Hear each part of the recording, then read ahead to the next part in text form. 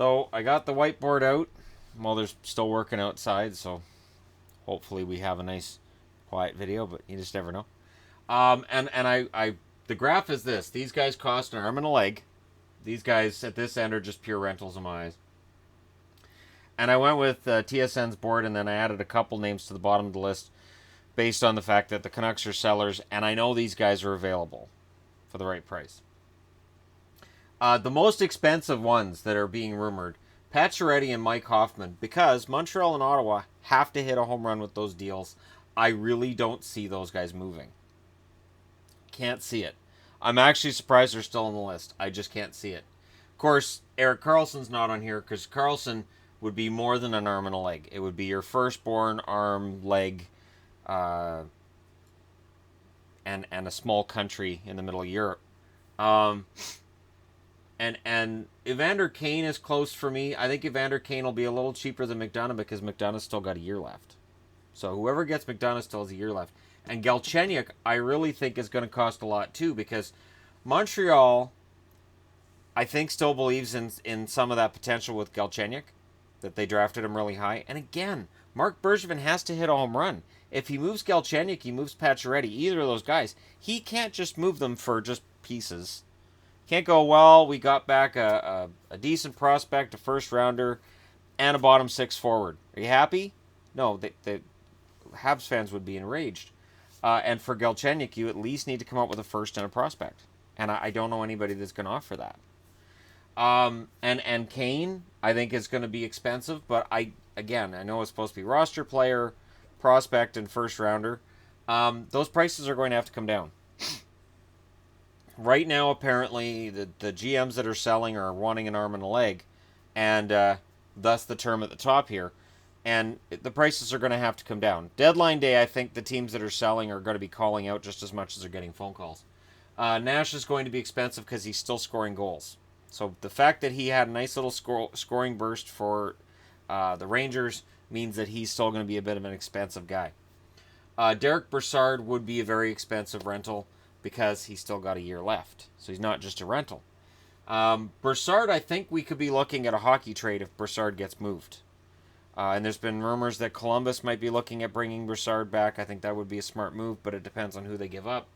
Mike Green's going to be expensive. I think a first rounder and a prospect should get it done. Detroit might look for a warm body to throw on the blue line until the season's over. Grabner, I think, will be expensive-ish, but here's the thing. So, I was having a discussion in the comment section last night with a Leafs fan who says, hey, I talked about trading Komarov out and bringing Grabner in. That would kind of make sense, but here's the tricky part with Grabner. Grabner's scoring a ton of goals with the Rangers. He may not score any with the team he gets traded to. And that's the risk. You look at Grabner. Grabner is feast or famine when it comes to his goals. And right now with the Rangers, he is scoring a ton of them. There's no guarantee he does that anywhere else. Because throughout his career, it's been like that. And when he was in Toronto, he didn't exactly burn the barn down when it comes to goals. Maroon is overrated on the list. I don't think he's going to be that expensive.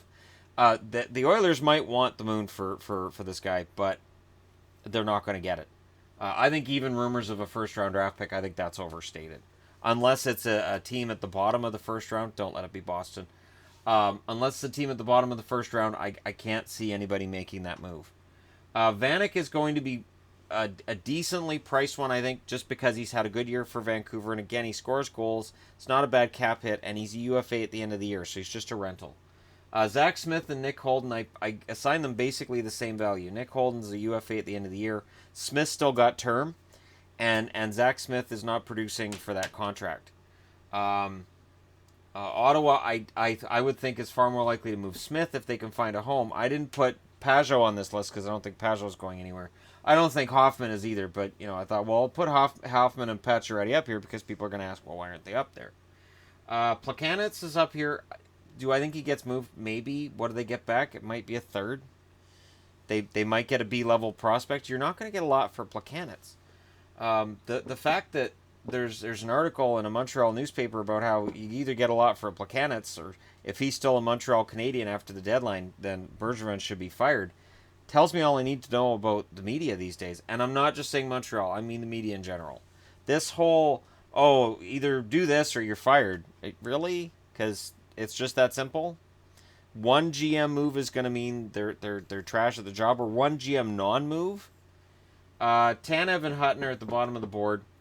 I give Tanev a little bit more value than Ben Hutton. Ben Hutton has not fit into the Canucks this year, and he's not had a very good season. But he's still young. And somebody somewhere, I think, is going to look at that still potential and make a move for him. I could even see Chicago coming in and grabbing him. Because he's not a bad defenseman, he just hasn't had a strong year. Tanev is hurt a lot. Canuck fans seem to think he's worth a first and some other pieces. I commend them for thinking he has that much value on the current market. The 2018 draft is a big one. There's a lot of good players in the 2018 draft. I don't think first-round draft picks are going to be exchanging so much this year as GMs want them to. This is part of the reason why a lot of these guys, the GM's like, well, I want a first. Of course you do. This is a good draft. Of course you want a first-round draft pick. I think if the Canucks drop that demand and if they're willing to take a second-round pick and maybe an A- level prospect, like not a top guy, and I see rumors where people are like, well, what if we could get McDavid in a first? And it's not that crazy, but it seems that crazy when you read it. Jack Johnson, as a UFA, he may go. Columbus may have to eat part of his salary for the rest of the year. Somebody might take a shot at him. And I put Letestu at the end of the board. I'm not sure why Letestu is so high on their trade bait board, because he's not had a particularly great season, and he's UFA, and I don't think you're going to get a lot for Letestu. And Mrazek's down in here as well.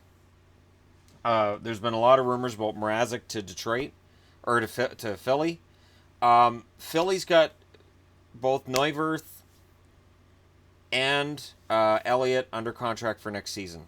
So one of them would have to move if they're taking back a goalie who they may want to keep. My guess is it would be Neuwirth going to Detroit, which would just be yet another team. Neuwirth basically becoming the Suitcase Smith of his generation. And of course, there was a tweet sent out by Jeff Patterson when asked about Philly losing Neuwirth and asking how long he'll be out.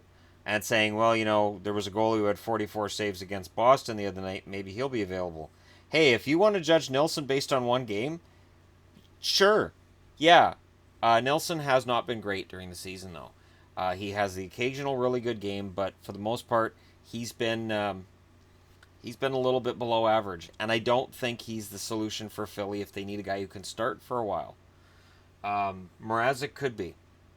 And there's rumors going back and forth on who's being offered and what they want, but it would be very interesting if Mrazek got traded to Philly, because that would be another goalie going into Philly.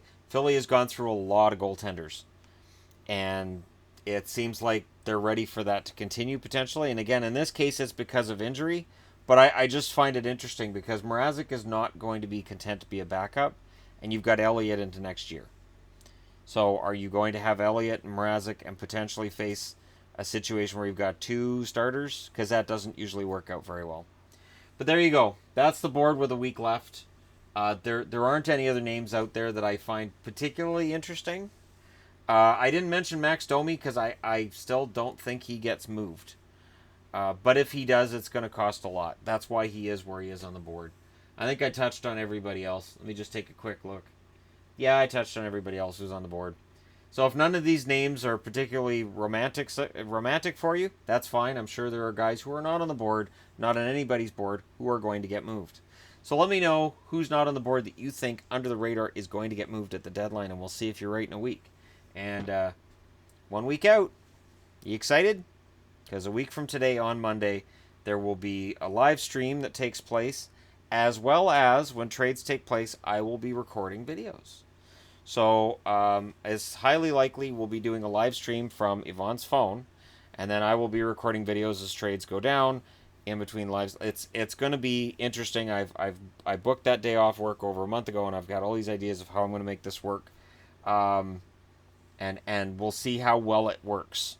But I'm kind of excited about the trade deadline, even though the names of guys who are going to move probably won't be that inspiring. Let me know what you guys think. Hit like and subscribe if you're browsing your way through. You just happened upon this video. And thank you so much for watching. I'll talk to you again soon.